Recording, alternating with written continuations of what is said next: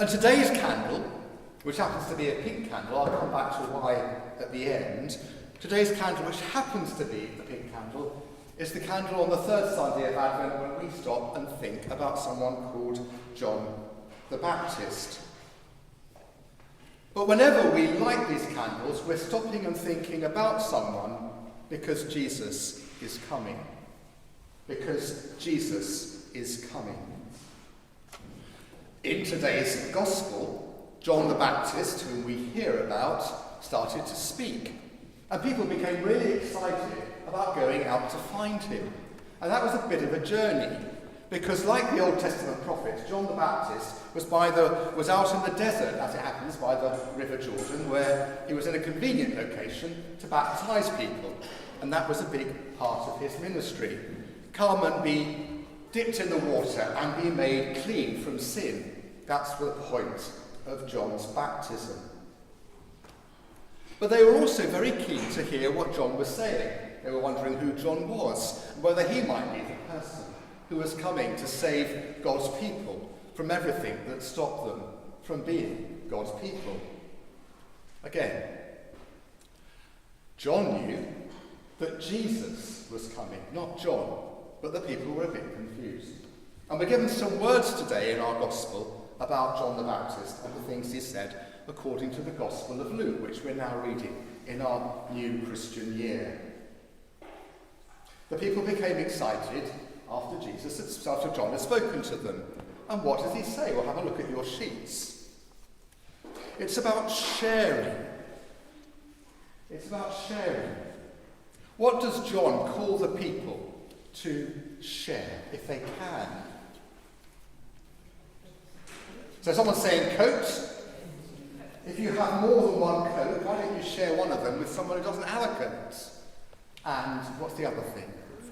Food. If you have more than enough food, share some of your food with someone who might have no food or less food than you. Now, we're going back, nearly 2,000 years. Nowadays, I guess there are different ways in which we might do that kind of sharing if we have more than one coat. Anyone here got more than one coat? Okay, now, I'm not going to ask you if you've ever given a coat away. I mean, maybe you have if you've got rid of one because you don't want it anymore. It goes to the charity shop, which is better than throwing it away. But what would be a generous way of sharing our stuff with people who might have less than us in the world as it exists nowadays? Any thoughts?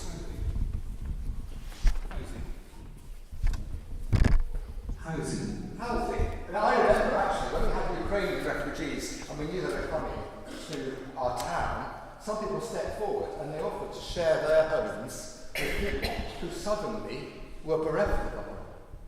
Yeah, that's a good example. Any other examples of how we might be sharing our things with others? Sharing food, perhaps? Behind you.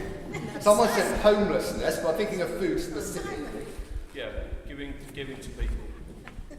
Giving to people who are on the street. Giving to people on the street. So sometimes we might pass someone on the street who needs something. We might not think it's wise to give them money, but we might give them some food. We might even ask them if they'd like a hot meal and maybe buy it for them. That would be a better thing than walking past or thinking, if I give them money, they're only going to spend it on something they shouldn't spend it on. Something else we do in church with food. But Catherine. Basket. Which is always at the back of the church. Yeah, there's always a basket at the back of our church. It's moved around a bit because of the Christmas tree, which is waiting for Jesus. Jesus isn't quite there, but the crib is there. There's always a basket at the back of church, and it's nearly always full, our basket, with tins and things that aren't going to go off. By the way, there's now a plastic box in the basket because of field mice. So if you've got something in a cardboard container, put it in the plastic box, and then that way we can deter the field mice. We caught two this morning and we let them out into the countryside where they belong.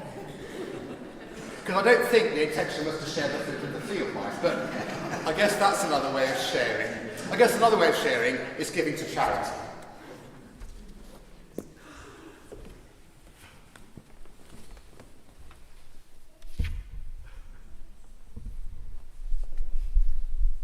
Now, John goes on to talk about how someone else is coming who's more powerful and more mighty than he.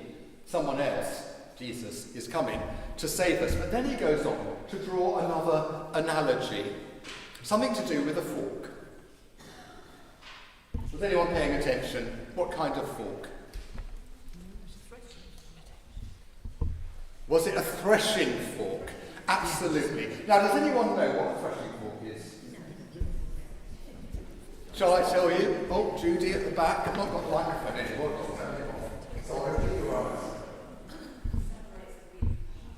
It separates the wheat from the chaff, or the wheat from the husk, as it said in today's translation. So it does what a combine harvester would do today, or a threshing machine before it was all combined into one harvester. And essentially what you did is you beat with something that was a little bit like a carpet beater, actually. That's what a threshing fork looks like. The wheat on the floor of the granary, and then you'd use the same thing to throw it up into the air, and then the husks would fall away, and the wheat would survive. So it was a way of making sure you got the wheat and you threw away the husks, because you can't make bread if the wheat still has a husk on it. When we see bread, it's already made. But you've got to make it into flour. Before you can make it into flour, you've got to separate the husk, which is the outside bit that you don't want, from the inside bit. Obviously, you throw away the husk and you keep the wheat. And at the end of what John is talking about is he says, Luke says in the Gospel, thus John shared the good news with the people. And that's really important. The point is that the threshing fork, the carpet beater, the combine harvester, is trying to get at the good stuff. It's more about the good stuff than the bad stuff.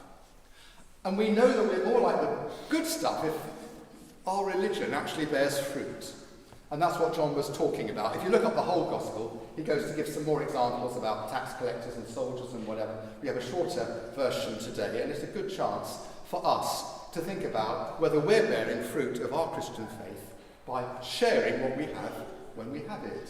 I mean, the day might come when someone needs to share a coat with us. The day might come when we need to go to the food bank. So sharing is about receiving as well as about giving. But most of our lives in our fortunate world, we're able to give some things away, but not always. It depends how much we have. And Advent and John's preaching is about change. And there are two ways to look at change. So the obvious way is that if we're going through a selfish period of our lives, we might want to think about how we might change and become more generous. Listening to this gospel today might lead us to think about, when we last gave some money away to charity. And it might be yesterday. It might be recently. It might be that we're doing it regularly. We might want to change and think about how much we give and how generously we give. But also, change is about how we look at things. And I'd like to give you an example of that. I was at a meeting last week, and we were talking about tithing. Now, tithing is where a church actually says to its congregation, to be part of this church, it's a requirement that before you have any of your income, you give 10% of it away to the church. You give 10% of it away to the church. And the example was that some people who've gone to a church like that have come to an Anglican church where we don't preach so zealously about giving 10% away. We leave it to our discretion and ask people to think and pray about it and all that kind of stuff. And suddenly the church was much better off because all these people had got used to giving 10% of their stuff away. But someone at the meeting said, well, hang on a minute, that's one way to look at it. But the other way to look at it is this way. You're keeping 90% of what God has given you. You're keeping 90% of what God has given you. And that is a more godly way to look at it. Now, I'm not saying that you should only keep 90% of what God has given you. Some bishops and preachers would say, well, maybe, ideally, if we're well off enough, we can give away 10%, and we might give half to charity generally and half to the church. But as I say, in the Church of England, that's entirely up to you. But my point here is that it's how we look at things that's important. And what John was getting at is about how baptism, the baptism he was doing, was about changing people's hearts, that they looked at things differently. If we give something away, do we think of it as giving away 10%, or whatever it is? Or do we think about the 90% that we're hanging on to, that God has given us? Now, thank you to the people who've had a letter from me and have returned a pledge card in terms of just thinking about how we cover the cost of our mission in this church, how my stipend gets paid, and how we manage to keep Gary on from beyond the 3 years that we've managed to raise the money for example, to do families and children's work and so on. I want to say thank you if you've returned one of those cards, because that's really, really helpful. And so far, well actually as of last Wednesday, I saw one this morning, I believe we've had at least 57 cards returned. So thank you so much. That's a lot of you. I think in church we've got about 70 people in church today. So if you're here today, that's overwhelmingly the majority. If you've let us have our card back. We'd love the card back, even if you ticked the top box and said, I've reviewed my giving and I'm happy with what I'm giving already. That's absolutely fine. By the way, if you're a young person here, we've not given you a card, we've just given it to your parents. So don't worry about it, okay? And if you're new, you might not have got a letter from me. That's fine, because you're new. I'm not going to bother new people with letters asking for money. But if you have had a letter, or if you think you ought to have had a letter and you've not received one, do talk to me or the wardens after the service and we'll get that sorted out. If you've returned your pledge card, thank you so much. And what I'd like to say is that more than half of the people who've returned their cards have actually said that they can increase the amount that they're giving to the church. So that's really, really wonderful. 55% have said that they're able to they've reviewed their giving and they're able to give a little bit more. But I'd also like to say thank you to the 45% who thought about it and prayed about it and have decided that they're happy with what they're giving. As I say, it depends on the times we're going through. There are times in people's lives, maybe you've just retired and you've got less income, you might need to give less to the church. That's absolutely fine. What we're asking you to do is just to stop and to think and to reflect and pray about it in a godly way. How much do I need to keep is another way of asking that question. I really want to say thank you. If you've not returned your cards yet, don't worry. There's still a basket at the back of church. There's still time. So that's absolutely fine, especially if you're still thinking and still praying about it. The other really good news is that it really helps our treasurer. We're about to have a new treasurer, so thank you to our outgoing treasurer, John, who's about to retire, and Tina, who's about to start. And it really helps our treasurer and her team if you go onto the automated way of giving called the Parish Giving Scheme. You've got to get that right, Parish Giving Scheme. I know it's PGS. And a few people already in the year have gone onto that scheme, and we've got more offers of going onto that scheme. So thank you ever so much if you're able to do that. But however you give, we're really, really grateful. Now, why is the third Sunday of Advent the Sunday that has a pink candle? We could have ordered purple candles, but when I order the candles, I always order the set with a pink candle. And I sometimes think, well, does it make any sense? Well, I guess it only does if I explain it. If we had even more vestments in church, like this one, this is one of 2 Sundays in the year where I'd be allowed to wear rose vestments.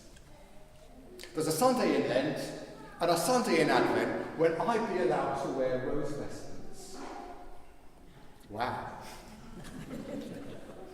And the reason for that is because in medieval times, on this Sunday, the very first word at the beginning of the Eucharist, at the service we're coming to today, was rejoice.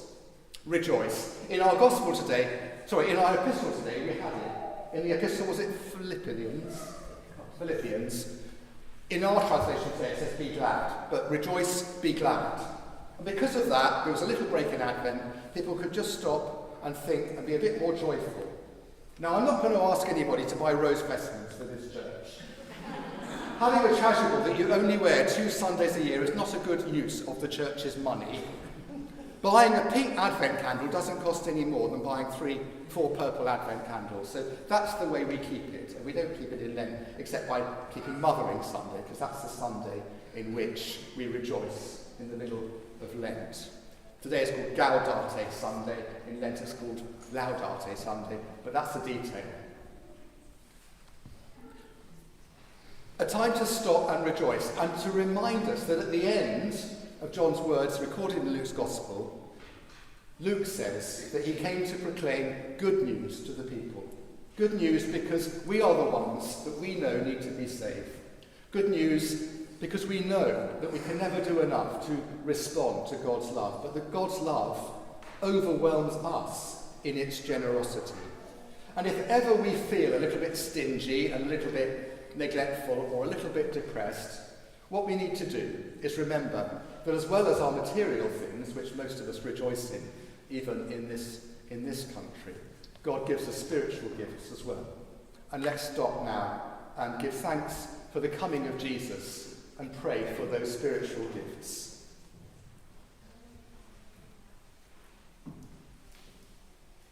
Lord Jesus, as we long for your coming, turn our hearts from darkness to light.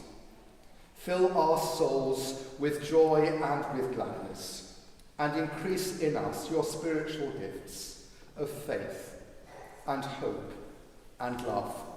We know these things last forever in your blessed kingdom, where you live and reign, that we may know the fullness of your advent glory. Amen.